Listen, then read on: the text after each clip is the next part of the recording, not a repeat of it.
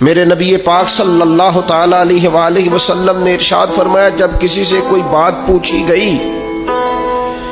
اور وہ بات جانتا تھا، اسے علم تھا، وہ گواہی اس کے پاس موجود تھی، وہ شہادت اس کے پاس تھی، اس سے پوچھا گیا لیکن اس بندے نے چھپائی، یہ سنن ابو داؤد میں حدیث ہے، اللہ کے محبوب فرماتے ہیں قیامت کے دن اس بندے کے منہ میں اللہ آگ کی لگام ڈال دے گا۔ لو اب تیرے منہ میں لگام ڈال دی اور وہ بھی آگ کی، اب نہ بولنا، کیونکہ جب حق بولنے کا ٹائم تھا تب تو نہیں بولا، جب تیری ضرورت تھی، جب تیرے کہنے سے مظلوم بچ سکتے تھے، جب تیرے بات کرنے سے ظالم پکڑے جا سکتے تھے، جب تیرے دو جملے کہنے سے کسی شخص کی زندگی بھر کی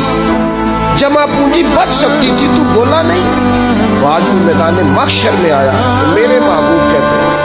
حضور فرماتے ہیں رب اس کے منہ میں آگ کی لگام ڈالے۔ اقبال کہنے لگے اپنے بھی خاموش سے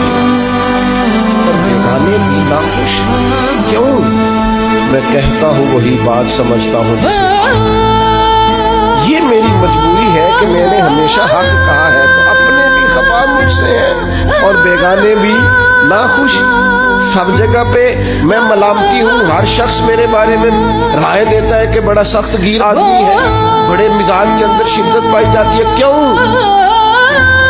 کہ کہتا ہوں وہی بات سمجھتا ہوں جسے